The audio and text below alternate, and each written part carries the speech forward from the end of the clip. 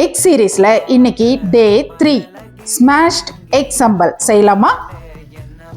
ஒரு பேனில் எண்ணெய் ஊற்றி நல்லா சூடானதும் வரமிளகாவை சேர்த்து நல்லா வறுத்துக்கோங்க. அடுத்ததாக பூண்டு சேர்த்து அதையும் நல்லா சிவக்க வறுத்துக்கலாம். அடுத்ததாக நீல வாக்கில் கட் பண்ண ஒரு பெரிய வெங்காயத்தையும் சேர்த்து பொன்முருகலாக வறுத்துக்கோங்க. ஒரு தக்காளியை 4ஆக கட் பண்ணி அதையும் சேர்த்து இந்த எண்ணெயில் வதக்கி எடுத்துக்கலாம்.